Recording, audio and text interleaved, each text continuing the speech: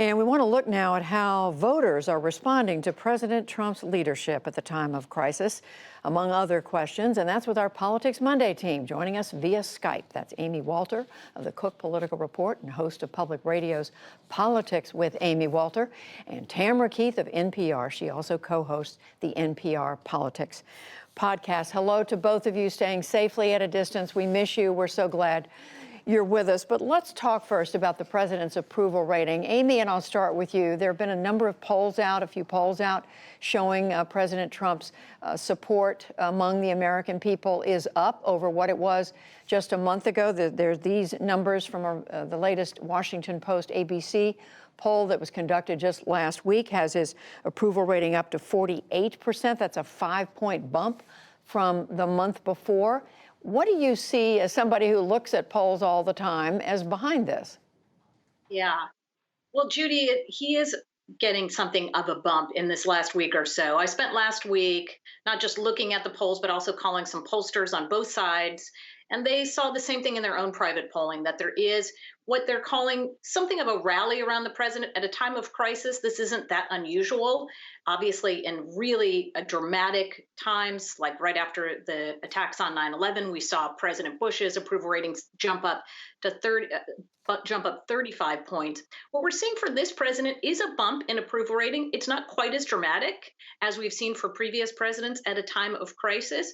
We also see that a majority of Americans, anywhere from 50 to 60%, think he's doing a good job on handling the coronavirus. The issue, though, Judy, for him is where we have been. I feel like we've had this conversation probably 1,000 times on Politics Monday, is he remains within this narrow band on his approval rating. Still, in most of those polls, except for the Washington Post, more people disapprove of the president overall and the job he's doing than approve of him. It's narrower, and he's at the higher end of his so-called training range, his job approval rating. He has not broken above 49%. And when you look and compare him to where governors are, in one poll they asked, how do you think the president's doing? 50% said we think he's doing a good job. What about your governor? 72% said their governor was doing a good job. Well, Tam, let me ask you that question. In the light, I mean, we know there has been controversy about the way the White House has handled coronavirus. The testing controversy is just one part of it. How do you see the president's approval rating going up? What's behind it? Yeah, this is, as Amy says, sort of a rally around the flag, rally around the president phenomena. And what I've also heard is that there's not a sense that this is necessarily going to be durable. As Yamiche was talking about, the president the ground has shifted under him repeatedly. He has gone from, as Yamiche said, saying, well, maybe the cases will be down to zero, to now saying that 100,000 American deaths would be a good job. That's a remarkable shift. And this story has been moving so quickly that it's also hard to know what the polling is picking up from any given moment. Are the polls that we're looking at now reflecting his announcement of the 15 days to slow the spread? Are they reflecting his wavering on it that came after that? Or are they, and will they then reflect his new 30 more days to slow the spread? And of course, one of the reasons we're asking about all this, Amy, is we are in a presidential election year. It was something we were paying a lot of attention to before the coronavirus pandemic. But now, of course, it's rightfully taken a back seat. But it still is going to happen. There will be an election, presumably, still in November. So, Amy, does the election, the contest with Joe Biden, Bernie Sanders, is that just frozen for months? I mean, what are you seeing? Yeah, in many ways it is, Judy. I mean, I think when you look at these, they're called ballot tests, where you put the president up against one of the Democrats, what you're really seeing is this is a reflection on how people feel about President Trump, not so much about how they feel about Joe Biden.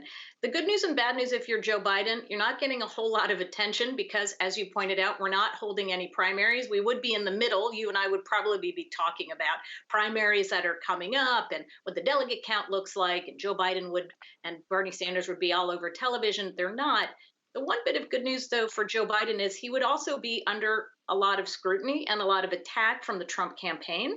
That is now at least put off for a little bit. And so what you're also seeing is a lot more attention on Joe Biden able to sort of control what he talks about and when he talks about it, as opposed to being on the defensive. So pick up on that, Tam. What do you see as what does the campaign look like under these circumstances? You know, I've been looking into what the Trump campaign and the Republican Party have been up to, and it has been fascinating. They had a bunch of in-person trainings for volunteers that were supposed to happen. They flipped a switch. They made them all virtual trainings. They've also been doing some virtual events, like a Women for Trump event. But in terms of the messaging, what's really interesting is that when they've been making calls to voters, and the Trump campaign and the RNC have made something like 3 million calls to voters over one weekend, those calls, they say, hey, how are you doing? Let me direct you to coronavirus.gov. They have changed the message. They are essentially just working on making contacts, practicing making those contacts, and then later, when people can knock on doors again, they'll get back out knocking on doors. But they are communicating with people, and in some ways trying to compete with the media narratives about what the president's performance has been like on coronavirus by going directly to their voters and telling them about what he's done, and also then directing them to resources. And just in just a few seconds, Amy, it's real. This is one of those things that almost impossible to predict, isn't it?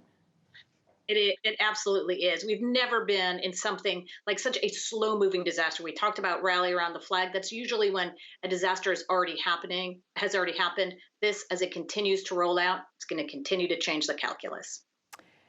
Well, we are so glad that both of you are staying safe. Amy Walter, Tamara Keith, thank you. You're welcome. Welcome.